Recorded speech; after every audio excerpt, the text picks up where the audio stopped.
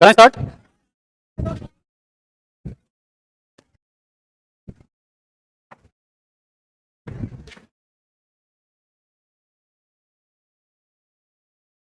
आज में हम लोग पढ़ेंगे प्रकाश। प्रकाश में आज हम लोग बात करेंगे स्फेरिकल मिरर। हल्ला मत करो, बैठ जाओ सब लोग। तो लाइट टॉपिक चल रहा है ना। इसमें हम लोग आज बात करने वाले हैं गोलीय दर्पण की। हो गया था स्फेरिकल मिरर। चलो, तो क्या करते हैं हम लोग, एक लेते हैं स्फेयर। ये स्फेयर लिया। अब एक इधर से थोड़ा सा इसको काट लेते हैं और थोड़ा सा इधर से इसको काट लेते हैं मिरर बनाने के लिए, है ना। तभी मिरर बनेगा जी। इसका बीच में ये क्या है, इसका सेंटर है। यहां से वो इधर क्या होगा, रेडियस इसका एक तो इधर होगा, रेडियस होगा ना जी। चलो, अब क्या करते हैं, ये वाला को लेते हैं, इधर निकाल लेते हैं। इसका क्या करते हैं ना, ये जो निचलका वाला जो हिस्सा है ना, इसको क्या बनाता है, रिफ्लेक्टर सरफेस वाला बनाता है। दसा हुआ जो हिस्सा होता है उसको परावर्तक सतह बनाता है। यानी ये जो परावर्तक सतह, ये कौन सा, इधर वाला है। तो इसको क्या बोलते हैं हम लोग, याद रखना, इसको बोलते हैं अवतल दर्पण, या फिर इसी को क्या बोलते हैं, अभिसारी दर्पण। क्या बोलते हैं, अभिसारी दर्पण। इसी को कहते हैं कॉन्केव मिरर, या फिर इसी को कन्वर्जिंग मिरर कहते हैं। आप कहिएगा कि सर काहे बोलते हैं इसको कन्वर्जिंग मिरर। समझिए, इसको कन्वर्जिंग मिरर इसलिए कहते हैं क्योंकि ये क्या करता है, जो अनंत से किरण इस पर आती है और टकराती है इससे, एक बिंदु पर क्या कर देता है, कन्वर्ज कर देता है, मिला देता है कि इसको क्या कहते हैं हम लोग, कन्वर्जिंग मिरर कहते हैं, या अभिसारी दर्पण या अवतल दर्पण कहते हैं। दूसरा आप देखो, इधर जो है ये वाला, इसको लिए, अब इसका जो ये उठा हुआ है, जो हिस्सा है ना, उठा हुआ हिस्सा, इसको बनाता है परावर्तक सतह। यानी इसका जो परावर्तक सतह ये कौन सा है, ऊपर वाला हिस्सा जो है, उठा हुआ हिस्सा है।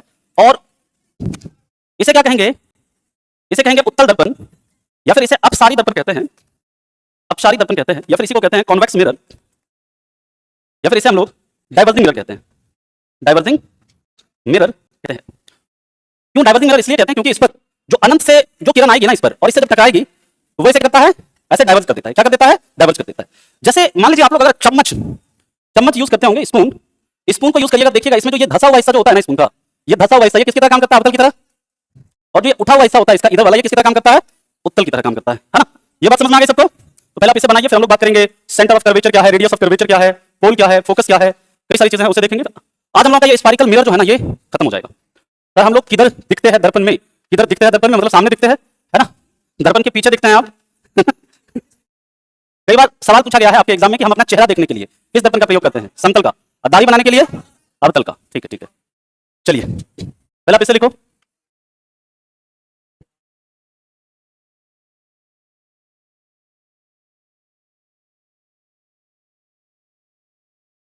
क्या हो गया, अरे अभी तो पूरा अभी स्टार्ट कर रहे हैं, पहले इसको बनाओ सब।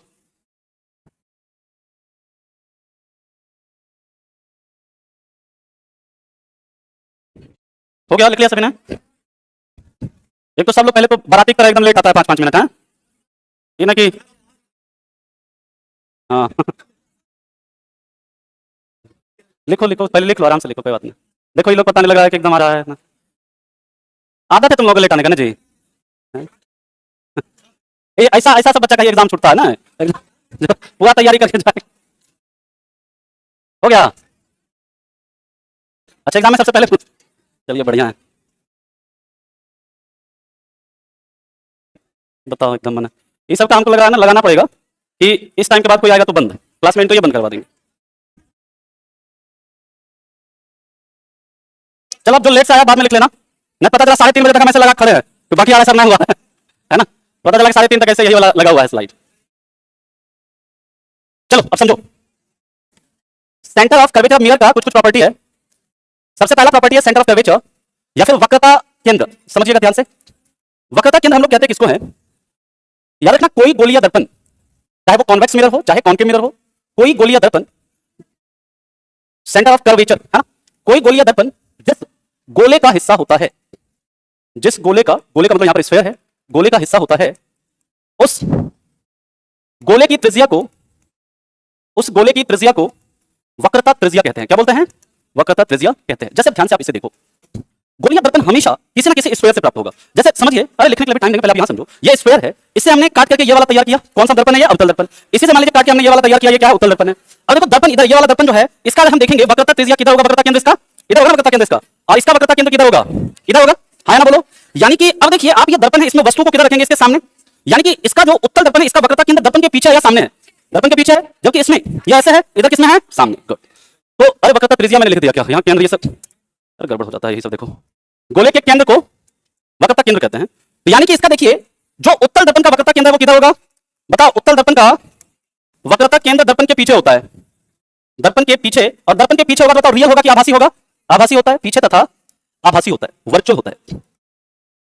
जबकि अवतल दर्पण का अवतल दर्पण का अवतल दर्पण का वक्रता केंद्र दर्पण के सामने तथा कैसा होता है? वास्तविक होता है। दर्पण के सामने तथा वास्तविक होता है। यहां तक बात समझ में आ गई सभी को? अब मान लीजिए क्वेश्चन बना दे, स्टेटमेंट दे दे कि उत्तल दर्पण का वक्रता केंद्र वास्तविक होता है, दूसरा स्टेटमेंट दे दे अवतल दर्पण का वक्रता केंद्र आभासी होता है। पूछे कौन सा कथन गलत है? दोनों गलत हो जाएगा, है ना? इस तरह का सवाल बने तो आपको याद रखना है। अब हम लोग बात करते हैं वक्रता त्रिज्या। सेंटर, ये तो सेंटर ऑफ कर्वेचर है। अब हम लोग बात करेंगे रेडियस ऑफ कर्वेचर। इसे डिनोट करने के लिए लिख सकते हो, आपको लिखना है तो एक पॉइंट और भी लिख सकते हैं आप कि इसे कैपिटल सी से डिनोट करते हैं। कैसे? कैपिटल सी से, हाँ, वक्रता केंद्र को कैपिटल सी से क्या करते हैं? डिनोट करते हैं।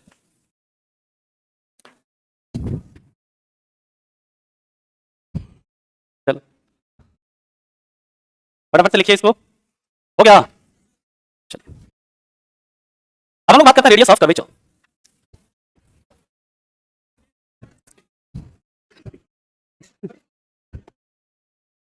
ठीक है, हो गया? चला अब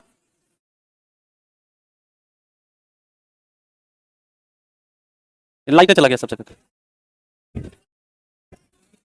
रेडियस ऑफ कर्वेचर या वक्रता त्रिज्या क्या है? वक्रता त्रिज्या। याद रखिएगा कोई गोलीय दर्पण, वही बात, वहां पर केंद्र था, यहां पर त्रिज्या हो जाएगा। कोई गोलीय दर्पण जिस गोले का भाग होता है उस गोले की त्रिज्या को वक्रता त्रिज्या कहते हैं। वक्रता त्रिज्या कहते हैं। और याद रखिएगा इसे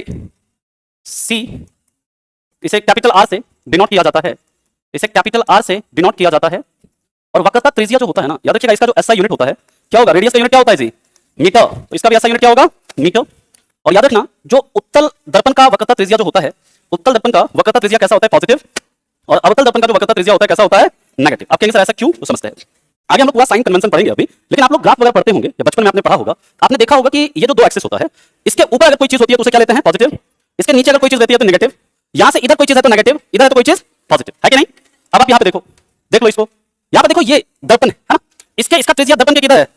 दाहिनी तरफ है, राइट में है, तो इसको हमने इसलिए क्या लिया है? उत्तल का पॉजिटिव लिया है। इसका देखिए दर्पण के किधर है? बाईं तरफ है, इसलिए हमने इसका क्या लिया है? नेगेटिव लिया है। तो ये चीज आप याद रखिएगा, फटाफट से इसे लिखो। फिर हम लोग चलते हैं, बात करते हैं फोकस बिंदु। हो गया सभी का? चलो now we will discuss focus point. फिर देखेंगे फोकस दूरी, फिर देखेंगे इसके बीच में क्या संबंध है, फिर लॉ और रूल ऑफ मिरर, और जाकर इमेज फॉर्मेशन एंड यूजेस देखेंगे इसका।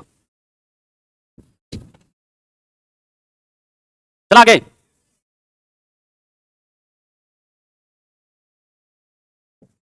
अरे तुम लोगों का पीडीएफ अपडेट नहीं हुआ? हो तो गया, करवा दिया, ऑनलाइन में भी करवा दिया वो अपडेट। कैसा बात कर रहे हो? इस सब एक दूसरे का यहाँ बताओ सेंटर, इसका इन लोगों का ना कमेंट बंद कर दीजिएगा थोड़ा, है ना? सब एक दूसरे का सेंटर यहाँ पे कॉपी पेस्ट कर रहा है, पता नहीं। अगला है प्रिंसिपल एक्सेस। प्रिंसिपल एक्सेस या फिर जैसे कहते हैं मुख्य अक्ष।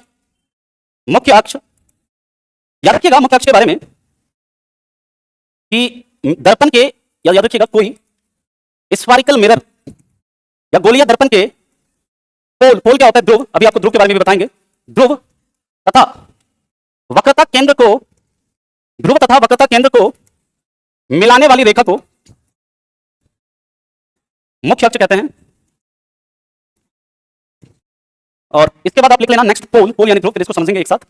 नेक्स्ट लिख लीजिएगा पोल यानी ध्रुव, और लिख लेना किसी गोलीय दर्पण के मध्य बिंदु को, किसी गोलीय दर्पण के मध्य बिंदु को यानी मिडिल पॉइंट को पोल यानी ध्रुव कहते हैं। जैसे समझिए ये मान लो कि क्या है? कोई कॉन्केव मिरर है, यानी कि अवतल दर्पण है। इसका जो मिडिल पॉइंट होगा, जो सबसे मिड में पॉइंट है इस दर्पण के, इसे क्या बोलेंगे? पी। इसे पी से डिनोट करते हैं, लिख लेना अगर आपको लिखना है तो। इसे पी से डिनोट किया जाता है, पी से निरूपित करते हैं। अब जैसे मान लीजिए इसका वक्रता केंद्र जो है, यह इसका वक्रता केंद्र मान लो सी है, तो इस दोनों को मिलाने वाला जो रेखा होगा ना, जो कि इस पोल और इसके सेंटर ऑफ कर्वेचर को जो भी रेखा मिलाएगी, जैसे ये रेखा इसे क्या कर रही है, मिला रही है, इसे क्या कहेंगे, इसका प्रिंसिपल एक्सिस। इसी प्रकार मान लीजिए कि ये आपका कौन सा मिरर है, उत्तल दर्पण है, इसका सेंटर ऑफ कर्वेचर किधर होगा, इधर, इसका पोल कहां पर है, यहां पे होगा मिडिल में, इसको जो मिलाने वाली रेखा होगी, जो भी रेखा इसको क्या कर रही है, मिला रही है, ये इसका क्या होगा, मुख्य अक्ष होगा। बात समझ में आ गई? तो पोल क्या होता है, पोल जो होता है आपका दर्पण का एकदम मिडिल पॉइंट होता है, और जो प्रिंसिपल एक्सिस होता है, ये पोल और सेंटर ऑफ कर्वेचर को मिलाने वाली जो रेखा होती है, उसी को हम लोग क्या कहते हैं, मुख्य अक्ष या प्रिंसिपल एक्सिस कहते हैं। यहां तक बात समझ में आ गई सभी को कि ध्रुव क्या है, मुख्य अक्ष क्या है, क्लियर सबको? चलो तो फटाफट से लिखो, इसके बाद हम लोग बात करते हैं फोकस बिंदु और फिर बात करेंगे फोकस दूरी। ये आपको पता चलेगा तभी आप आगे इमेज फॉर्मेशन समझ पाओगे, इसके बिना इमेज फॉर्मेशन समझ नहीं पाइएगा क्या होता है। ठीक है, मूव करें आगे। नेक्स्ट है प्रिंसिपल फोकस। प्रिंसिपल फोकस या फिर इसी को कहते हैं फोकस पॉइंट, दोनों को एक ही चीज है, मुख्य फोकस या फिर इसे फोकस बिंदु कहते हैं। मुख्य फोकस या फिर इसे क्या कहा जाता है, फोकस बिंदु। अब इसका डेफिनेशन समझिएगा क्या होता है। मुख्य अक्ष के समानांतर, मुख्य अक्ष के समानांतर आने वाली किरण दर्पण से परावर्तित होकर, दर्पण से क्या होकर, परावर्तित होकर यानी कि रिफ्लेक्ट होकर मुख्य अक्ष को यानी प्रिंसिपल एक्सिस को जिस बिंदु पर काटती है, जिस बिंदु पर काटती है उसे फोकस बिंदु कहते हैं, उसे फोकस पॉइंट या फोकस बिंदु कहते हैं। समझना है, जैसे मान लीजिए ये हमारा अवतल दर्पण है, धसा हुआ तो अवतल है ना। अब यहां पर इसका यह है प्रिंसिपल एक्सिस, ये इसका पोल। अब देखिए जब इसके पैरेलल कोई किरण ऐसे आएगी और दर्पण से टकराई और टकराने के बाद ये जैसे रिफ्लेक्ट हुई, रिफ्लेक्ट होगी तो ये कहां से, यहां पर काटेगी, ये इसका क्या हो जाएगा, फोकस हो जाएगा। अब उत्तल दर्पण के केस में ये रियल में काटेगी क्या, ये काटती हुई प्रतीत होगी, ये जैसे इसका प्रिंसिपल एक्सिस है। अब देखिए यहां पर इसके पैरेलल आने वाली किरण ऐसे आएगी, ये इसे डाइवर्ट हो जाएगी, लेकिन जब आप इसे पीछे लेकर के जाओगे जहां पर काटती हुई प्रतीत होगी वही क्या होगा, उसका फोकस होगा। यानी कि इसे पहले तो याद रखिएगा किससे डिनोट करते हैं, इसे कैपिटल एफ से डिनोट करते हैं। अवतल दर्पण में किधर होगा, रियल होगा दर्पण के सामने है ना, अवतल दर्पण में रियल एंड दर्पण के सामने होगा, लिख लीजिएगा इसको। और उत्तल दर्पण में क्या होगा, वर्चुअल यानी कि आभासी और दर्पण के पीछे, आभासी एवं दर्पण के पीछे। यहां तक क्लियर है सबको, अरे हाँ ना बोलो, ठीक है।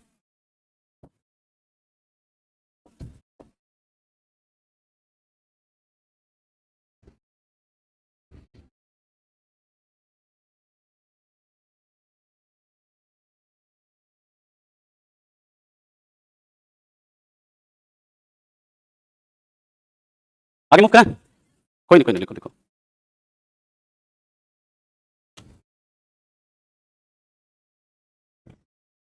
अरे बना लो, गप कर रहा है, बना लो ना, एक लाइन बनाता है फिर गप करता है तू। बहुत ही जल्दी जल्दी लिख देते हैं, अच्छा बोलने से पहले ही लिख देते हैं। उत्तल में पार हो जाएगा, लाइट पार नहीं होगा, ये पीछे की तरफ हम इसे क्या करेंगे, वर्चुअली खींचेंगे, यहाँ पर वर्चुअल फोकस होगा इसका। ठीक, आज खत्म नहीं होगा है ना, अभी इसको खत्म होने में लगेगा, कल के बाद परसों जाकर अगली क्लास में खत्म होगा, मतलब कल के बाद एक क्लास और लगेगा इसमें। चलिए नेक्स्ट है फोकल लेंथ, LENGTH, यही होता है ना जी, फोकल लेंथ, या स्पेलिंग देख लेना सही है ना, हाँ ठीक है। फोकस दूरी, याद रखिएगा किसी दर्पण के पोल यानी ध्रुव तथा फोकस पॉइंट या प्रिंसिपल फोकस, फोकस पॉइंट या फोकस बिंदु के बीच की दूरी को, बीच की दूरी को क्या कहते हैं, फोकस दूरी कहते हैं। और ये आपको पता है कि अवतल दर्पण का फोकस दूरी क्या होगा, अरे बताओ किधर होगा, नेगेटिव होगा ना, उत्तल दर्पण का पॉजिटिव। देखो एक चीज दिमाग में याद रख लेना अभी से ही कि उत्तल दर्पण हो, उत्तल लेंस हो, फोकस दूरी क्या उसका पॉजिटिव, अवतल दर्पण हो, अवतल लेंस हो, उसका फोकस दूरी क्या, नेगेटिव। और याद रखना कि जो f इज इक्वल टू क्या होता है, r/2, यानी या फिर आप लिख सकते हैं r इज इक्वल टू क्या होता है, 2f। ठीक है, यानी कि जो आपका फोकस दूरी होता है ना, वो वक्रता त्रिज्या का क्या होता है, आधा होता है, या वक्रता त्रिज्या जो होता है फोकस दूरी का दोगुना होता है। इसी को वर्ड में लिख लीजिएगा, पूछ लेता है आपसे वर्ड में भी, फोकस दूरी वक्रता त्रिज्या का आधा होता है और दूसरा वक्रता त्रिज्या क्या फोकस दूरी का दोगुना होता है, फोकस दूरी का दोगुना होता है। और इसका ऐसा यूनिट क्या होता है, अरे बताओ इसका भी ऐसा यूनिट क्या होगा, मीटर ही होगा ना, ऐसा यूनिट जो है इसका वो होता है मीटर, मीटर। ठीक, अब इससे सवाल कैसे बनेगा, हम लोग सवाल करते हैं एक, फिर आएंगे रूल ऑफ मिरर। क्या हुआ, अब इससे सवाल कैसे बनता है उस सवाल को हम लोग देखते हैं।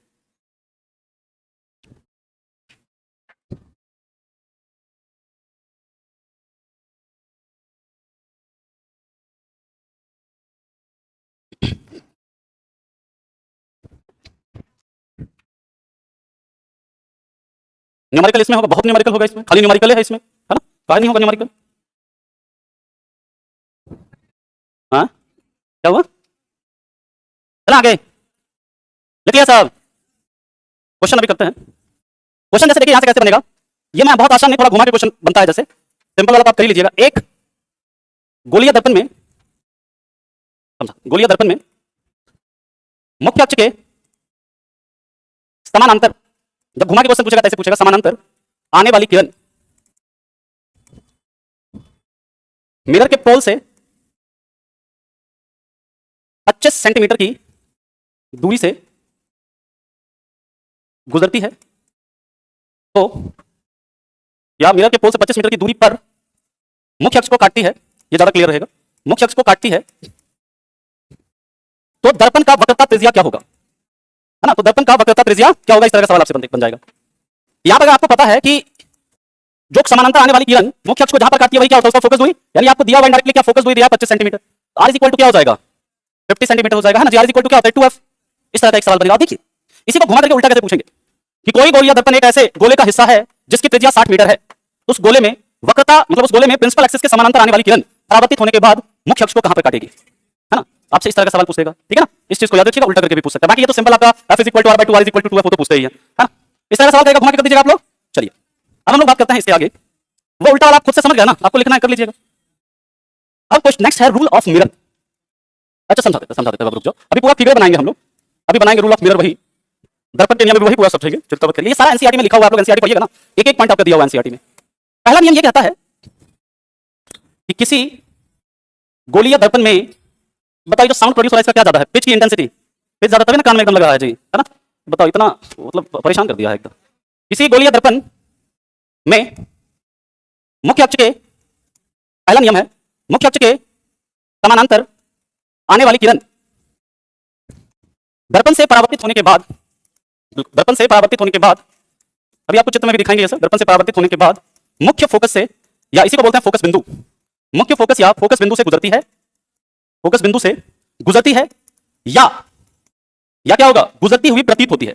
गुजरती हुई प्रतीत किसमें होगी, उत्तल में गुजरती हुई प्रतीत होती है, और अवतल में ये वाकई में क्या करेगा, गुजरेगा। जैसे देखो ये आपका क्या है, मिरर, कौन सा, जहां धसा हुआ समझ जाना कौन सा मिरर है, अवतल, ये क्या है पोल, ये क्या है इसका फोकस, और ये है मान लीजिए सेंटर ऑफ कर्वेचर। अब कहता है इसके जो पैरेलल अगर कोई किरण आएगा तो ये रिफ्लेक्ट होने के बाद कहां से गुजरेगा, फोकस से गुजरेगा। या फिर इसमें क्या होगा, जो उत्तल दर्पण है ये तो डाइवर्जिंग है ना, जैसे इसका ये मान लीजिए यहां पर है पोल, ये इसका प्रिंसिपल एक्सिस, इसके पैरेलल कोई किरण आया ऐसे, ये ऐसे क्या हो गया, डाइवर्ज हो गया। अब इसको जैसे पीछे से ले जाइएगा तो ये कहां से गुजरती हुई प्रतीत होगी, फोकस से, ठीक है। चलिए तो पहले आप इसे लिखो, फिर चलते हैं दूसरे नियम की तरफ। दूसरा नियम जस्ट इसका अपोजिट है, दूसरा नियम जस्ट इसका क्या है, उल्टा है। वो क्या कहता है कि फोकस से गुजरने वाली कोई किरण जब दर्पण से टकराती है तो परावर्तित होने के बाद क्या हो जाती है, मुख्य अक्ष के समानांतर हो जाती है। इसका जस्ट वाइस वर्सा है, तो लिख लेते हैं उसको भी। तो तीसरा नियम देखेंगे, चौथा, ये चार नियम अगर आपको समझ में आ गया तो मिरर इमेज फॉर्मेशन टुटकी का खेल है, मेन सारा खेल इसी चार नियम में है।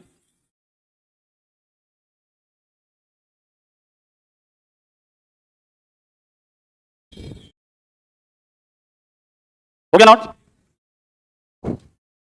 दूसरा नियम जस्ट इसका अपोजिट है, वाइस वर्सा है। अगर करो जल्दी,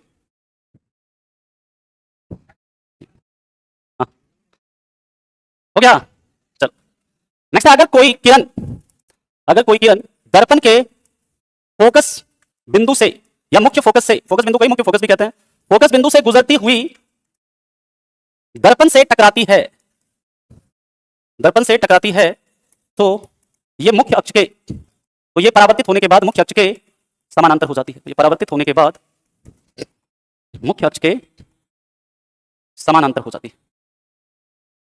देखो समझो इसको, ये देखो मिरर है, ये कौन सा मिरर है, धसा हुआ है तो अवतल, यहां पर इसका क्या है, ये पोल, ये फोकस, ये सेंटर ऑफ कर्वेचर।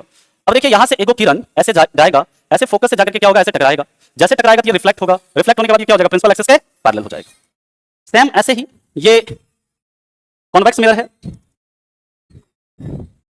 इसका ये पोल, ये फोकस, ये सेंटर ऑफ कर्वेचर। अब देखिए कोई किरण अगर एक तरह से ना, मतलब ये कहते हैं कि ऐसे आए, ऐसे आकर के इससे क्या हो, ऐसे टकराए, आप समझ रहे हैं, एक तरह से इसको अगर आप आगे खींचेगा तो ये नहीं लगेगा फोकस से गुजरता हुआ, तो ये जैसे रिफ्लेक्ट होगी तो ये रिफ्लेक्ट होने के बाद क्या हो जाएगा, ऐसे, बात समझ में आ गई, ठीक है। तो फटाफट से इसे लिखिए, फिर चलते हैं तीसरे नियम की तरफ। रोशन जी, इन लोगों का ना कमेंट ऑफ कर दीजिए, सभी लोग सेंटर एक दूसरे का यहाँ साझा कर रहा है ना। इन लोगों का डिसेबल कर दीजिए कमेंट। हाँ, इधर वाला रहने दीजिए, ये लोग ठीक है, छोड़ दीजिए, इन लोगों का रहने दीजिए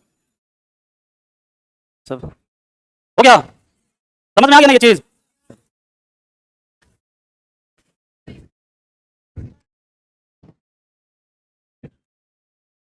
अरे बुलका कर का सब करना जरूरी है, क्या रंग से बनाऊं? बुलका कर का हर का मना। मिरर को ललका से बना रही है, फिर प्रिंसिपल एक्सिस कर का से। चलो आगे चला। थर्ड है, अगर कोई किरण दर्पण के वक्रता केंद्र से, दर्पण के वक्रता केंद्र यानी सेंटर ऑफ कर्वेचर से होते हुए मिरर से टकराती है, मिरर से टकराती है, तो वह उसी पथ पर क्या हो जाती है? वापस आ जाती है, वापस आ जाती है। यहां से सवाल कैसे बनेगा अभी हम लोग देखेंगे। जैसे देखिए कि ये आपका क्या है? मिरर है, ये इसका पोल, ये इसका एफ और ये इसका सी। अब ये कहता है कि जैसे यहां से कोई किरण जाएगी, ऐसे मान लो ऐसे कोई किरण गई, तो यहां से जाकर के इससे टकराएगी, तो ये जिस रास्ते जाएगी उसी रास्ते क्या हो जाएगी? वापस आ जाएगी। यहां से मान लो ऐसे कोई किरण गई, यहां से टकराई, तो ये जिस रास्ते जाएगी उसी रास्ते क्या हो जाएगी? वापस आ जाएगी। अब एक चीज यहां पर आपको समझना है कि जब भी मान लीजिए यहां पर जो टकराएगा, जैसे ये इससे जाते हुए कोई किरण अगर यहां पर टकराएगा, ये स्फीयर है समझना, ये इसका सेंटर ऑफ कर्वेचर, यहीं से किरण जा रहा है ना जी, इधर जा रहा है ऐसे, इधर जा रहा है ऐसे, कोई भी किरण मान लो इधर जा रहा है ऐसे, ये जाकर अगर मिरर पर टकराएगी तो हर जगह ये इस पर कितने डिग्री का कोण बनाएगी? बताओ, 90 डिग्री का कोण बनाएगी कहीं पर भी, है ना? बोलो। तो यानी कि हम ये कह सकते हैं क्या, वक्रता केंद्र से गुजरने वाली किरण दर्पण पर कितने डिग्री का कोण बनाती है? दर्पण पर 90 डिग्री का क्या करती है? कोण बनाती है, या फिर कह सकते हैं दर्पण पर क्या होती है? अभिलंब होती है ना? बोल सकते हैं कि नहीं? यानी कि कोई भी रे अगर वक्रता केंद्र से गुजरते हुए मिरर से टकराती है तो वो दर्पण पर क्या है? वो दर्पण पर नॉर्मल बनाती है, दर्पण पर क्या होती है? अभिलंब होती है, दर्पण के साथ 90 डिग्री का कोण बनाती है। अब देखिए सवाल आपसे कैसे बनेगा, यहां से आपसे पूछेगा कि अगर कोई रे, अगर कोई किरण अवतल दर्पण या उत्तल दर्पण से वक्रता केंद्र से गुजरते हुए टकराती है, किससे गुजरते हुए? गुजरते हुए टकराती है, तो वहां पर आपसे पूछ देगा कि आपतन, आपतित किरण और परावर्तित किरण के बीच का कोण क्या होगा? क्या हो जाएगा? 0 डिग्री हो जाएगा। कहा है कि आपतित किरण भी यही उसी रास्ते पे वापस चला गया ना जी, तो परावर्तित किरण और आपतित किरण के बीच का कोण कितना? 0 हो जाएगा। बात समझ में आ गया? अब चौथा नियम देखते हैं हम लोग। पहले आप इसे लिखिए, हो गया? अच्छा कोई नहीं करिए, आराम से लिखिए। क्या हो गया? अच्छा,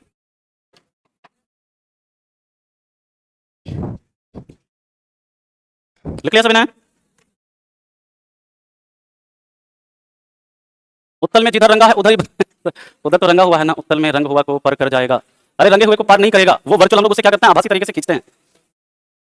चलिए अब चौथा, हल्ला मत करो। हाँ सब शांत, हाँ बोलो। अच्छा 90 डिग्री को फिर से एक्सप्लेन करें। देखो ये सर्कल है, वक्रता केंद्र से अगर आप कोई भी किरण आप खींचिएगा, या वक्रता केंद्र से कोई रे लेकर जाओ, इससे टकराओ, ये क्या त्रिज्या है ना, हर जगह ये क्या होगा? त्रिज्या होगा। यानी कि वक्रता केंद्र से अगर कोई भी किरण यहां से गुजरेगा तो इस पर क्या होगा? त्रिज्या होगा इसके लिए। तो यार ये त्रिज्या जो होता है हमेशा यहां पर कितने डिग्री का कोण बनाती है? इसके साथ हर जगह कितने डिग्री का कोण बनाएगी? तो इसलिए यहां पर ये जो है मिरर के साथ हर जगह कितने डिग्री का कोण बनाएगी? कोई भी। ये भी जो है आपका यहां से लेकर हम ये देखें, ये भी क्या एक तरह से वक्रता त्रिज्या भी क्या है, ये भी इसके ऊपर कितने डिग्री का कोण बनाती है? बात समझ में आ गया? अरे आए ना बोलो। चलो नेक्स्ट हम लोग बात करते हैं चौथा, कि किसी मिरर के पोल पर जब कोई किरण आपतित होती है तो यहां पर आपतन कोण और परावर्तन कोण का मान क्या होता है? बराबर होता है। यहां पर आपतन कोण तथा परावर्तन कोण का मान बराबर होता है। मतलब क्या है समझते हैं?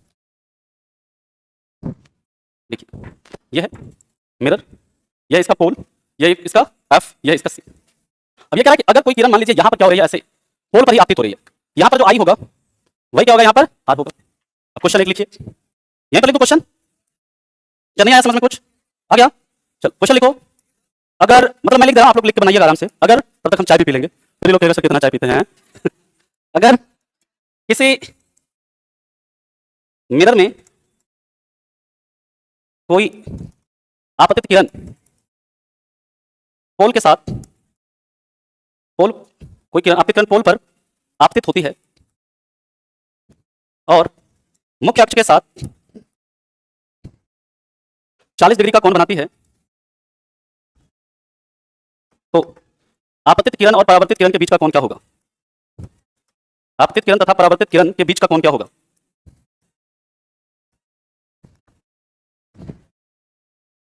करिए इसको, आसान है, बहुत आसान है ना? बस दिखने में ही बड़ा लग रहा है क्वेश्चन, दम कुछ नहीं है। एसएससी महापैक में आपका क्लास स्टार्ट होगा सर? होगा, अभी फर्स्ट वीक जनवरी में होगा। क्वेश्चन है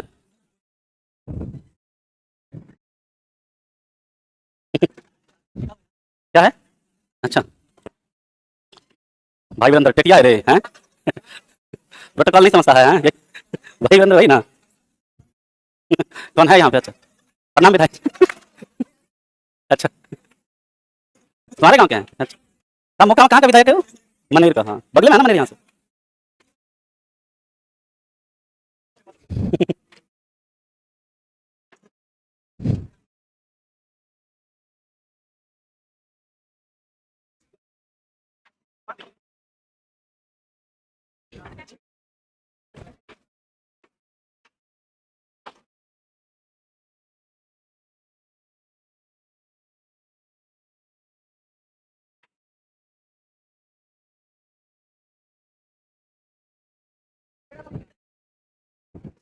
चलो, ये रूल सबको समझ में आ गया चारों? अच्छा, क्वेश्चन बनाना बताओ तो, इसको भी बनाना पड़ेगा जी। ये कह रहा है कि कोई मिरर है आपतित करने प्रिंसिपल एक्सिस के साथ कितना डिग्री का कोण बना रहा है? 40 डिग्री का। कह रहा है कि इसके और इसके बीच का कितना कोण होगा बताओ। ये 40 ये 40 कितना हो जाएगा? इसको भी बनाना पड़ेगा, बताओ। आ गया समझ में? चलो, नेक्स्ट है, समझिए। ये चित्र को भी आपको दिखा देता है रूल ऑफ मिरर। एनसीईआरटी ऐसे पढ़िएगा ना, लाइट चैप्टर, उसमें आपका दिया हुआ है ये सब। इसमें देखते हैं, ये देखो, यही चारों यहाँ पर आपका शायद वो है, चारों है ना इसी में? नहीं नहीं, ये तो इमेज फॉर्मेशन का है। हाँ गया, एक सेकंड रुक जाओ। हाँ ये देखो, इसमें ये दिख रहा है आपको, ये देखिए ना, पहला मिरर, पहला जो नियम है ये, दूसरा नियम ये, तीसरा नियम ये, चौथा नियम ये, यही चित्र बनाए थे ना आप लोग अभी। चल, अब हम लोग बात करते हैं इसके बाद इमेज फॉर्मेशन। अब देखिए, ये बहुत इंपॉर्टेंट है, image formation by concave mirror या फिर कन्वर्जिंग मिरर, यानी अवतल दर्पण के द्वारा प्रतिबिंब का निर्माण। अवतल दर्पण के द्वारा प्रतिबिंब का निर्माण। देखो, टोटल इसमें 6 कंडीशन है। कितना कंडीशन है? 6। और हर कंडीशन में आपको 3-3 पॉइंट याद रखना है, यानी टोटल कितना क्वेश्चन बनेगा? 18 क्वेश्चन बनेगा इस एग्जाम में। 18 क्वेश्चन बनेगा। यहाँ से क्या क्या बनेगा? तो पहला आपसे पूछेगा कि अगर ऑब्जेक्ट यहाँ पर है तो उसका इमेज कहाँ बनेगा। एक तो लोकेशन ऑफ इमेज पूछता है, दूसरा आपसे पूछेगा नेचर ऑफ इमेज, है ना, कि रियल होगा, है ना, मतलब इमेजनरी होगा। फिर पूछेगा आपसे उसका साइज, वस्तु से बड़ा होगा, वस्तु से छोटा होगा, बिंदु के आकार का होगा, इस तरह का आपसे सवाल पूछता है।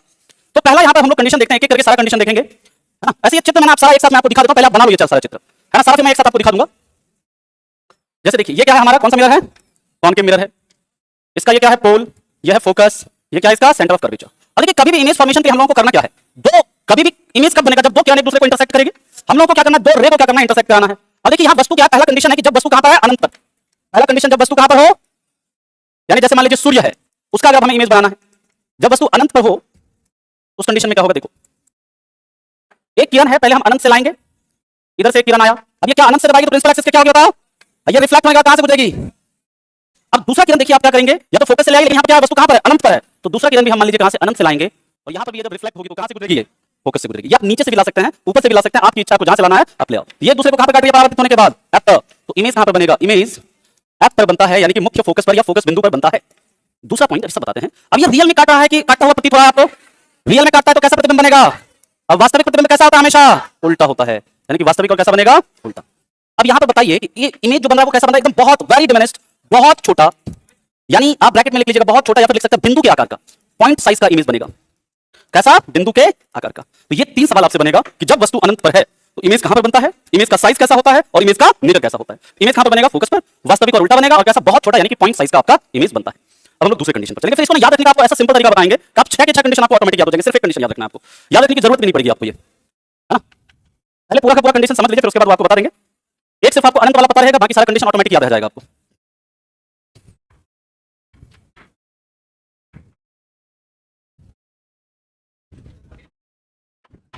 हो गया?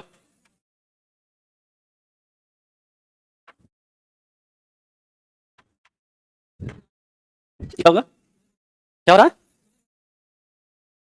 अरे प्रतिबिंब छोटा कैसे बनेगा? वो जब टकराएगा ना जी, यहाँ से आप देखिएगा तो ये एकदम बिंदु के आकार का ये बनता है ना। यहाँ पर ये नीचे कहीं जा रहा है नहीं ना, तो ऊपर कहीं मतलब पॉइंट साइज का बने, है ना। इसको एक्सपेरिमेंट करके देखिएगा तो वो एक बिंदु पर आकर के क्या होगा वो होता है। ऐसा नहीं सब एक्सपेरिमेंट करके वो किया गया है, लेकिन ऐसा भी नहीं। चलो सेकंड कंडीशन, जब वस्तु अनंत तथा वक्रता केंद्र के बीच हो, अनंत तथा किसके बीच हो? वक्रता केंद्र के बीच हो। और इसी को लिखेगा वक्रता केंद्र के बीच हो, या फिर इसी को लिखा रहेगा क्या क्वेश्चन में, जब वस्तु वक्रता केंद्र से परे हो या बियॉन्ड वक्रता केंद्र हो, वक्रता केंद्र से परे हो, ऐसे भी लिखा रहेगा, या बियॉन्ड वक्रता केंद्र हो। यहां पर कैसे बनता है समझते हैं।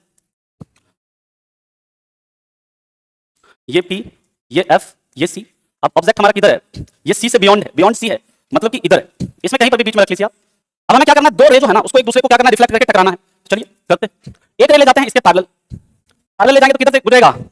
चलो बहुत बढ़िया, फोकस से गुजार दिए। दूसरा रे जो है किधर से ले जाए बोलो? सी से ले जाए कि इधर से ले जाए? सी से ले जाए कि आपसे? जिधर से कहो तुम लोग, चलो सी से लेकर जाते हैं। ऐसे सी से लेकर के जाएंगे, ये जिधर गया ये टेढ़ा मेढ़ा हो गया, कि अब इसको सीधा खींच लीजिएगा ऐसे।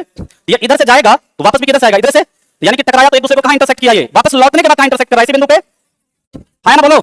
अब इसको इधर से लेकर के जाइएगा ना, देखो इधर से लेकर के जाओगे, जब रिफ्लेक्ट करके वापस आएगा तो ये यहीं पे काटेगा। बना के देखो, है? इसको यहां से देखो हम दूसरा बना देते हैं। तुम लोग एक ही कुछ बनाना, या दोनों अलग अलग बनाना, अगर बनाना भी होगा तो अलग अलग बनाइएगा। जैसे देखिए हम एक ले जाते हैं इधर से ऐसे, फोकस से, फोकस से ले गए। ये जब रिफ्लेक्ट होगा तो रिफ्लेक्ट होने के बाद ये कहां से? इधर से गुजरेगा, है ना? यहीं से गुजरेगा, यानी कि इमेज आपका किसी भी कंडीशन में कहां पर बनेगा? इसी पॉइंट पर बनेगा। बात समझ में आ गया? तो पहला जो है कंडीशन, इमेज कहां पर बनता है? इमेज टी तथा किसके बीच में? एफ के बीच बनता है। दूसरा वास्तविक रूप से काटा आएगा जी, तो वास्तविक एवं कैसा बनेगा? उल्टा। और वस्तु से क्या बन रहा है? देखो वस्तु से छोटा बनता है, वस्तु से छोटा। इसके बाद चलते हैं तीसरे कंडीशन की तरफ। क्या हुआ? वस्तु से छोटा, जैसे यहाँ पे जब इमेज जो है ना, इसका जब नीचे इमेज देखते हैं वहां पर देखिए इसका लंब कितना है, ऊंचाई इतना है, इसका ऊंचाई देखिए कितना कम है ना, इससे ये एक्सपेरिमेंट करके वो देखा गया है इसको, है ना? तो वस्तु से कैसा बनता है? छोटा बनता है।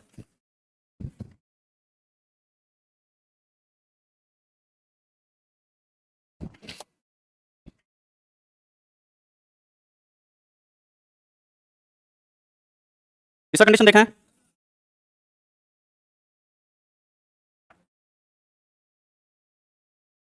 हो गया? हो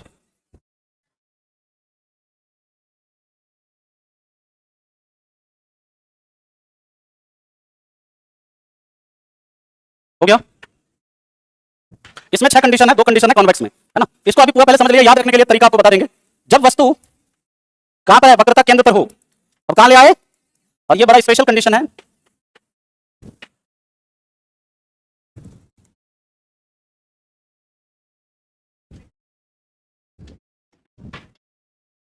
पी, एफ और ये मान लीजिए सी है।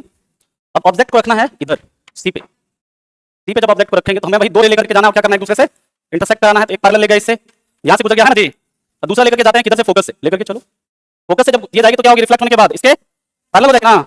इमेज बताइए कहां पर बन रहा है? सी पर। तो पहला कंडीशन, इमेज सी पर बनता है, सी पर बनता है। रियल में काट रहा है क्या? तो वास्तविक और कैसा? उल्टा। और तीसरा, वस्तु के बराबर इमेज बनता है, वस्तु के समान आकार का, वस्तु के समान आकार का प्रतिबिंब बनता है। अब इससे रिलेटेड एक सवाल करते हैं, कैसे यहां से सवाल बनता है उसे करेंगे, फिर चलेंगे चौथे कंडीशन की तरफ। और ये सब याद हो जाएगा, लास्ट में पूरा याद हो जाएगा, आपको टेंशन नहीं लेना है, अभी सारा याद करवा देंगे।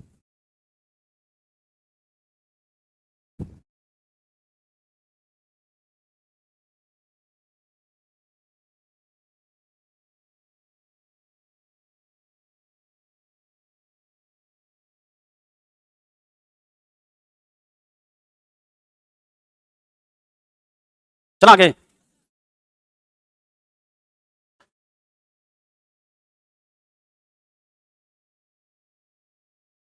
क्वेश्चन लिखिए। अच्छा ठीक है, लीजिए कर दिया। चला,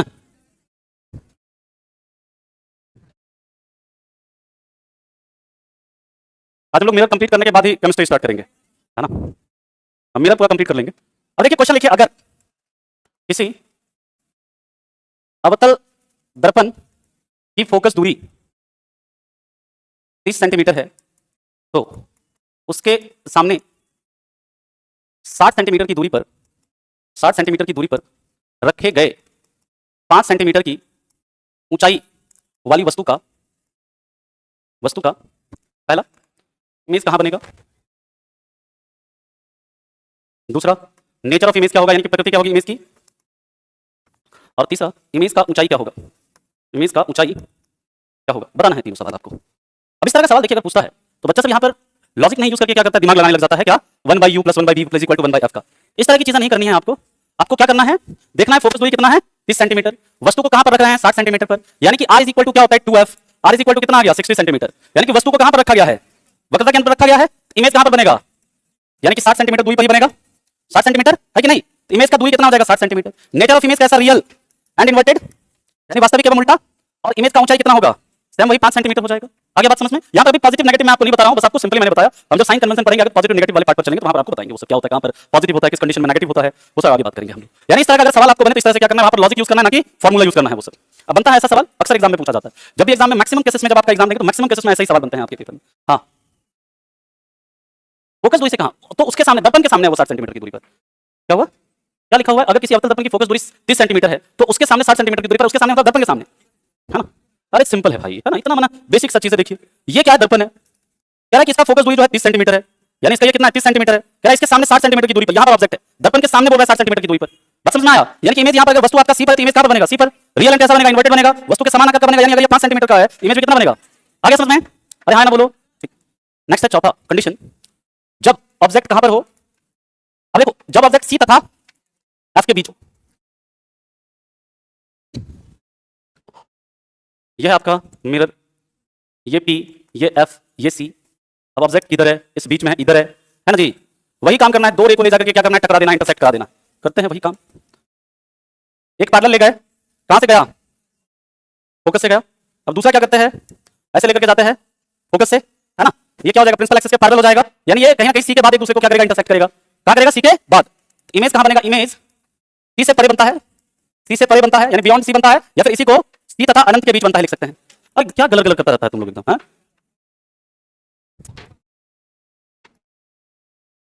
इमेज जो ऐसा कैसा बनता है? वास्तविक रूप से कहता है ना जी, तो वास्तविक एवं कैसा बनता है? उल्टा। इसके बाद तीसरा याद रखिएगा, वस्तु से बड़ा बनता है। ये चौथा कंडीशन है। इसके बाद पांचवें और छठे कंडीशन की तरफ चलते हैं। हीरे का रिफ्रैक्टिव इंडेक्स 2.42 होता है, ठीक है? कौन सा तुमको समझ में आया जी मंगेश बाबू? हैं? कौन सा कंडीशन आया समझ में बताओ? इन लोगों का मतलब ये सब जो है नहीं है सुधरा, नहीं दे रहा है अपना एड्रेस। कौन सा? इमेज सी से परे बनता है, यानी बियॉन्ड सी, मतलब सी के बाद, है ना? बियॉन्ड सी या सी के बाद या सी से परे। आगे समझ में? जीके जीएस क्रैश कोर्स में पीडीएफ अपलोड करवाएं सर। किस चीज का पीडीएफ नहीं हुआ है? हाँ, 4 रूल होता है, 4 रूल तो बता दिया भाई। कौन सा पीडीएफ अपडेट नहीं हुआ है जी?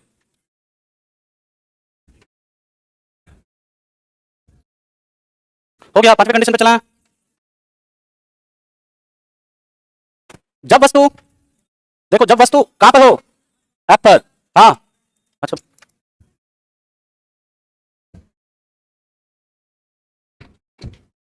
अच्छा, अभी करवा देंगे, नहीं हुआ है तुम लोगों में तो करवा देंगे अपडेट, ठीक है नवाज बाबू?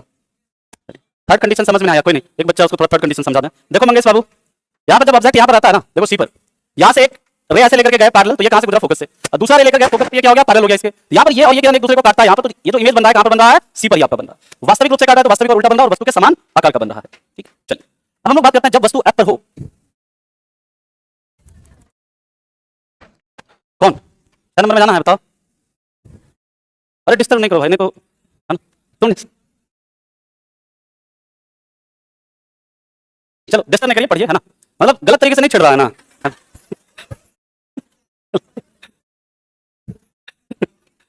समझिए, पी है, एफ है, सी है, समझो? हाँ चलिए बढ़िया। अब देखो यहाँ पर वस्तु कहाँ पर है? ये बोर्ड दिख रहा है ना? हाँ ठीक है, चलो समझो। अब देखो जब वस्तु अनंत पर था तो उसका इमेज कहाँ पर बन रहा था, और जब वस्तु फोकस पर तो उसका इमेज कहाँ बनेगा? अनंत पे। बहुत बढ़िया, कैसे बनेगा देखते हैं। एक लेकर के गए पैरेलल, तो ये कहाँ से काटेगा जी? फोकस से चला गया। अब सर दूसरा कैसे लेके जाइएगा? अरे लेके जाएंगे दूसरा भी, देखो यहाँ पर कराते हैं, पोल पर करा देते हैं इंटरसेक्ट। कहाँ पर? पोल पर करा दिए। पोल पर कराएंगे तो क्या, जो आपतन कोण और परावर्तन कोण का मान क्या होगा? यानी कि एक दूसरे को ये जाकर के कहीं काटेगा, किधर? अनंत पर जाकर के कहीं काटेगा, आया ना? यानी इमेज कहां पर बनता है? इमेज अनंत पर बनता है। दूसरा कैसा बनेगा? रियल, यानी ये रियल में जाकर के आगे काटेगा कहीं ना कहीं। तो वास्तविक और कैसा बनेगा? उल्टा। और वस्तु से बहुत बड़ा, अनंत पर था तो बहुत छोटा बना था, और यहां पर क्या होगा? वस्तु से बहुत बड़ा। तो यार ये तो मना पूरा सुर लय में चला रहा है भाई।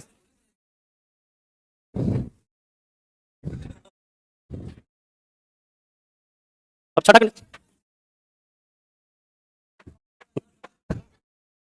वो बोल रहा है हम एक हथौड़ा हम मारेंगे, एक हथौड़ा तुम मारना। अच्छा वही होता है।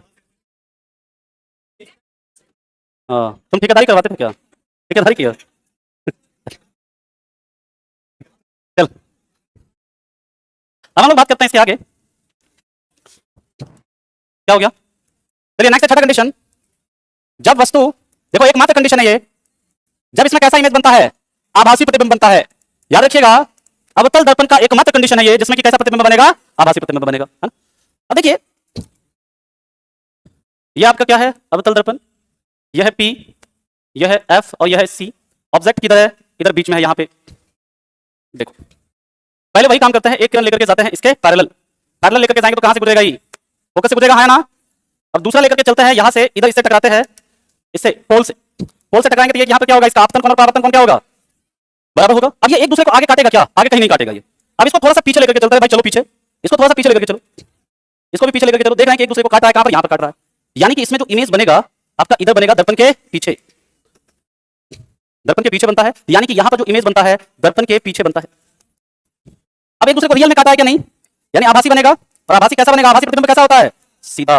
और तीसरा वस्तु से क्या बनेगा, बड़ा, यानी इनलार्ज प्रतिबिंब बनेगा, इनलार्ज इमेज बनेगा। यानी एकमात्र कंडीशन है अवतल दर्पण में जिसमें कि वस्तु का कैसा प्रतिबिंब बनता है, आभासी बनता है, और वस्तु का सीधा प्रतिबिंब बनता है। ठीक है, पहले आप इसे लिखिए, फिर इसका कंडीशन देखते हैं, फिर इसका यूजेस देखेंगे।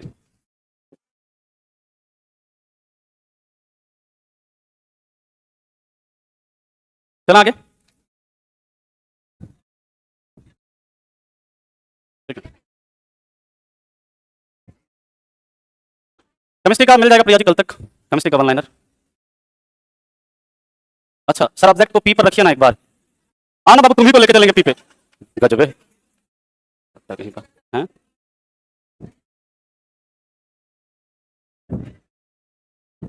नोट में लिखिए पहला पॉइंट, अवतल दर्पण वस्तु का सीधा तथा उल्टा दोनों प्रतिबिंब बनाता है, सीधा तथा उल्टा दोनों प्रतिबिंब बनाता है ना जी। दूसरा, अवतल दर्पण वस्तु का वास्तविक और आभासी दोनों प्रतिबिंब बनाता है, हाँ या ना। वास्तविक तथा आभासी दोनों प्रतिबिंब बनाता है।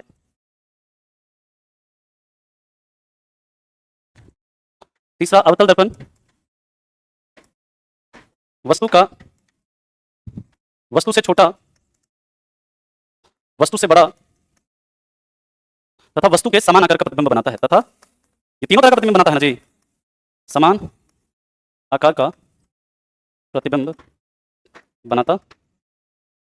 चौथा, अवतल दर्पण के द्वारा, अवतल दर्पण के द्वारा बनाया गया आभासी प्रतिबिंब, बनाया गया कैसा प्रतिबिंब, हमेशा वस्तु से कैसा होता है, हमेशा वस्तु से बड़ा होता है। यानी अगर आपसे पूछे कि आप अपने आप को किसी मिरर में देखते हैं, आप अपने आप को किसी मिरर में देखते हैं और आपका इमेज आपसे बड़ा बन रहा है, तो किस प्रकार का मिरर है वो, अवतल है ना। बनाया गया प्रतिबिंब हमेशा वस्तु से बड़ा बनता है। अब इसका हम लोग देखते हैं यूजेस, यूजेस, फिर चलेंगे बात करेंगे कन्वेक्स मिरर की।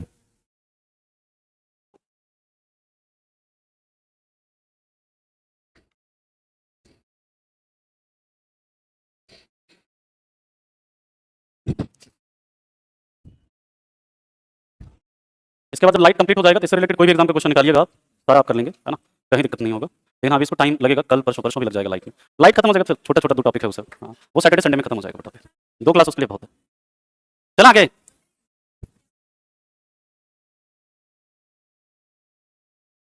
इधर वाले बैच में देखिएगा रोशन जी, उधर बाएं तरफ वाला जो है उसमें सुबह वाला पीडीएफ नहीं गया है क्या, बाएं तरफ जो कमेंट है, हाँ उसी में, तो बायो वाला जो सुबह क्लास हुआ था उसका पीडीएफ नहीं गया है क्या, एक बार चेक कर लीजिएगा, नहीं गया तो अपडेट कर दीजिएगा। चला आगे, चलो अवतल दर्पण के उपयोग, uses of concave mirror. Uses से खूब सवाल बनता है, पहला लिख लीजिएगा सेविंग मिरर में, या इसी को बोलते हैं हजामत दर्पण, हजामत दर्पण में, या दाढ़ी बनाने वाला जो मिरर होता है। दूसरा याद रखिएगा, और दूसरा लिख लेना कार की हेडलाइट में, कार की हेडलाइट में। तीसरा लिख लेना सोलर कुकर, या इसी को बोलते हैं सोलर फर्नेस, सौर भट्टी, सौर भट्टी में। आपसे पूछा जाता है कि सोलर फर्नेस में वस्तु को कहां पर रखना चाहिए, तो दर्पण के कहां पर रखना चाहिए, फोकस पर रखना चाहिए, क्योंकि अनंत से जब आएगी सूर्य के प्रकाश की किरण तो वे सबको कहां पर इंटरसेक्ट, कहां पर वो करेगी, फोकस पर। तो इसमें सोलर फर्नेस में वस्तु को हमेशा कहां पर, दर्पण के फोकस पर रखा जाता है। चौथा याद रखिएगा टॉर्च या सर्च लाइट में, टॉर्च या सर्च लाइट में। और मेरा सवाल है आप लोगों से ये बताओ, नाइट विजन कैमरा में किस रे का यूज होता है, या नाइट विजन apparatus में किस रे का प्रयोग होता है, इंफ्रारेड रे का, बहुत बढ़िया। अगला है याद रखिएगा डेंटिस्ट मिरर में, जो दांत का जो डॉक्टर होता है उसके मिरर में, है ना। इसके बाद पांचवा छठा लिख लीजिएगा ईएनटी, डॉक्टर के मिरर में। कई बार आपसे ईएनटी का फुल फॉर्म भी पूछ लेता है। ई का मतलब होता है ईयर, एन का मतलब होता है नोज, टी का मतलब क्या होता है, थ्रोट, ना कि टीथ, है ना। इसका कान, नाक और गला, कान का अध्ययन, कान का स्टडी, तुम लोगों का ना पिन्ना है ना, ये ऐसे करके करेंगे ना तब तुम लोगों को आएगा समझ में। ऑटोलॉजी है ना, नाक का राइनोलॉजी है ना। चलो सातवां ऑप्थेल्मोस्कोप। ऑप्थेल्मोस्कोप, ये जो आंख वाला जो डॉक्टर होता है ना, वो देखने के लिए एक ऑप्थेल्मोस्कोप का यूज करता है। कई बार आपसे पूछ देगा ऑप्थेल्मोस्कोप में किस मिरर का यूज होता है, तो अवतल दर्पण का यूज होता है। आई डॉक्टर, आंख का डॉक्टर यूज करता है इसको, ऑप्थेल्मोस्कोप को। अब हम लोग बात करते हैं कॉन्वेक्स मिरर। ये मिरर खत्म कर लेते हैं, फिर हम लोग स्टार्ट करेंगे केमिस्ट्री को। हो गया?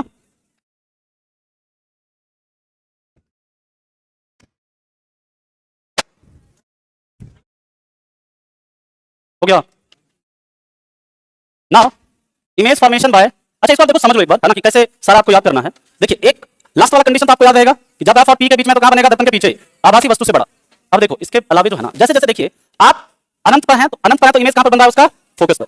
आप जैसे जैसे दर्पण के नजदीक जाइएगा, जैसे जैसे दर्पण के नजदीक जाइएगा, आपका इमेज जो है बड़ा होता जाएगा। ठीक है, तो यहाँ पर जैसे जाएगा बड़ा होता जाएगा और दर्पण से दूर होता जाएगा। यानी कि जैसे जैसे आप इसमें दर्पण के नजदीक जाइएगा, आपका इमेज दर्पण से दूर हो रहा है। यानी कि यहाँ पर पहले कंडीशन में बना था एफ पर, तो जैसे आप वस्तु को अनंत और किसके बीच में, सी के बीच में रखिएगा, थोड़ा सा दूर हो जाएगा, यानी आप सी के बीच में हो जाएगा और थोड़ा सा बड़ा हो जाएगा।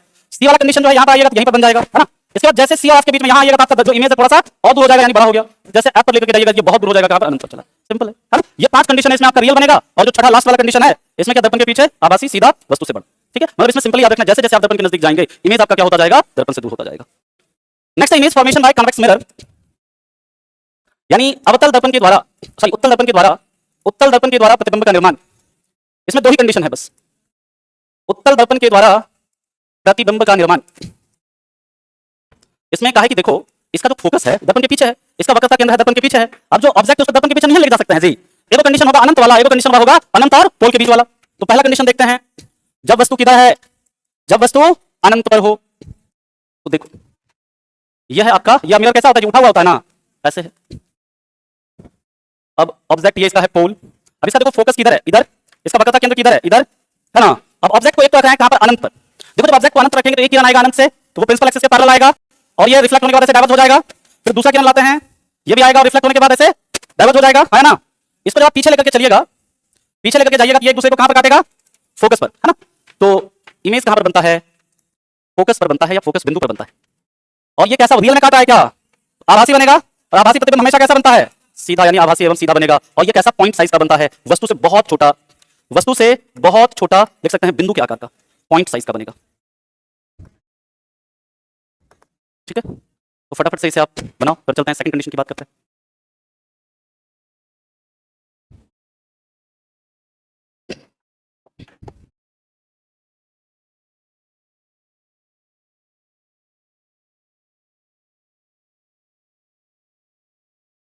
कल हम लोगों का चलेगा जो टॉपिक लाइट में प्रकाश का अपवर्तन। पहले इससे रिलेटेड मिरर फार्मूला वगैरह देखेंगे, न्यूमेरिकल्स देखेंगे, साइड कर्वेचर वगैरह देख के कल का टॉपिक जो रहेगा रिफ्रैक्शन ऑफ लाइट। बहुत कॉन्सेप्चुअल टॉपिक है। क्या हुआ,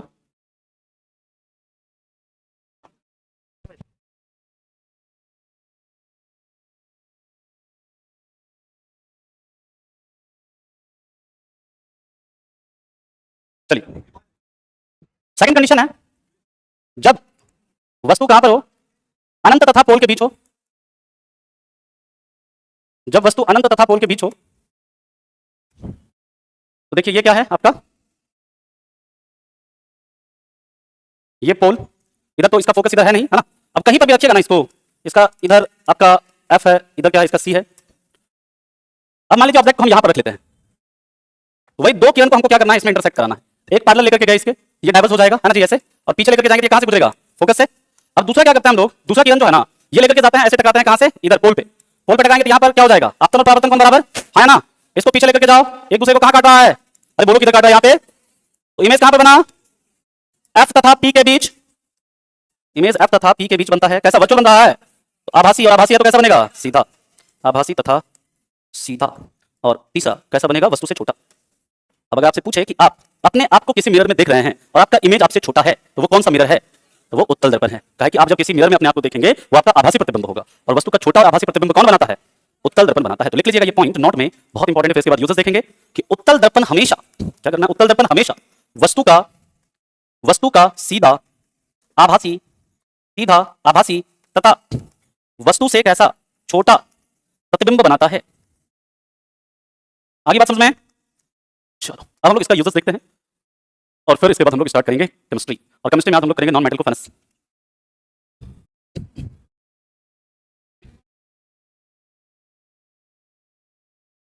सर टूटा हुआ मिरर में क्यों डबल इमेज दिखता है बताइए? काय को दो अलग अलग मिरर हो जाता है इसलिए अलग अलग इमेज दिखता है। गजब है हैं?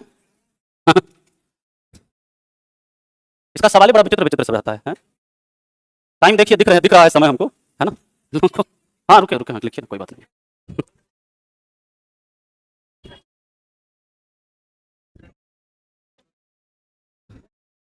हो गया। यूजेज ऑफ उत्तल दर्पण के प्रयोग या उत्तल दर्पण के उपयोग। Uses of convex mirror. पहला याद रखना, रेयर व्यू मिरर में जो पीछे देखने वाला नहीं रहता है, कार उस सब में, कार बस सब में रेयर व्यू मिरर बोलते हैं इसको। दूसरा मोटरसाइकिल कार स्कूटी सब में रहता है साइड में, साइड व्यू मिरर में। तीसरा याद रखिएगा जो आपका परावर्तक मिरर में, जो मोड़ सब पे आता है ना रोड पर, परावर्तक दर्पण होता है। पहाड़ सब पे जाइएगा वैसे, जैसे जहां पे टर्न होता है ना, ही जैसे रोड मान लो ऐसे घुमा वाला पहाड़ पे रहता है ना ऐसे रोड, तो यहाँ पे ऐसे रहता है एक मिरर ऐसे लगा हुआ गोल सा, जो कि दिखाता है इधर वाले आदमी को दिखाएगा कि इधर से कोई गाड़ी तो नहीं आ रहा है, इधर वाले आदमी को दिखाएगा इधर से कोई गाड़ी तो नहीं आ रहा, ताकि आराम से वो टर्न करे, है ना? अभी याद है, मेट्रो स्टेशन वाला भी लिखेंगे। चौथा याद रखिएगा पार्किंग मिरर में। पांचवा याद रखिएगा सिक्योरिटी मिरर में, मॉल सब जाते हैं ना वहां पर गाड़ी के अंदर चेक करने के लिए, है ना? वहां पर सिक्योरिटी मिरर होता है, किसी भी जैसे एयरपोर्ट सब के पार्किंग में जाएगा नीचे ऐसे मिरर लगा देखेगा गाड़ी के अंदर कुछ मतलब लगा हुआ सब तो नहीं। क्या हुआ इस पे? ग्लास ब्रिज पे। अरे वो मिरर में वो कांच रहता है ना? वो ग्लास मिरर पे क्या जाके फोटो दिखता है क्या उसमें? वो कांच होता है, कांच बताएंगे कांच में। चलिए, ग्लास और मिरर दोनों अलग अलग है, क्या नहीं समझ रहे हो तुम लोग? छठा है रेलवे प्लेटफॉर्म पर, रेलवे या मेट्रो प्लेटफॉर्म पे, ठीक है? इसके बाद एक लिख सकते हैं आप, और स्ट्रीट में भी रहता है, स्ट्रीट मिरर के रूप में, स्ट्रीट मिरर में। हाँ एटीएम में भी लिख सकते हैं, एटीएम में भी लगा रहता है ना? चलो बात समझ में। तीसरा नंबर लिखा परावर्तक दर्पण में, रिफ्लेक्टर मिरर बोलते हैं इसको, वो जो बताया अभी दिखाते हैं रिफ्लेक्टर मिरर आपको। ये बस इतना यूज आपको याद रखना, ज्यादा तो देखो यही पूछेगा, ये पूछता है ज्यादा, है ना? सातवां स्ट्रीट मिरर, देखो ये दोनों लगभग एक है ना? स्ट्रीट मिरर में कहीं जैसे मान लीजिए स्ट्रीट में ना पीछे पूरा देखने के लिए ट्रैफिक सब पे वहां पे लगा रहता है, स्ट्रीट मिरर के रूप में दिखा देते हैं आपको, है ना? रुक जाओ, रिफ्लेक्टर मिरर पहले तो देख लो। ये देखा इस तरह से होता है रिफ्लेक्टर मिरर, पहाड़ सब पे लगा हुआ इस तरह से, है ना? या स्ट्रीट में आपका, जैसे स्ट्रीट में कहीं पर स्ट्रीट सब में इस तरह का रिफ्लेक्ट, रुक जाओ माउंटेन दे देते हैं तब तुम लोगों को दिखेगा। ये देखो है ना, इस तरह से रहता है ना, मोड़ सब पे जाइएगा ना इस तरह से रहता है लगा हुआ, है ना? इसी तरह स्ट्रीट लाइट सब में भी यूज होता है, स्ट्रीट मिरर के रूप में भी यूज होता है इसका, लाइट में नहीं बल्कि स्ट्रीट मिरर में। हाँ बहुत दूर से, यानी इसमें कि आपका जो वस्तु का जो इमेज बनता है ना, वो हमेशा कैसा बनता है? छोटा, मतलब वाइडर व्यू को ये क्या करता है? कवर करता है ना? बहुत ज्यादा उसको क्या करता है? कवर करता है। तो अभी के लिए इतना ही रखेंगे इसमें, बाकी 10 मिनट का ब्रेक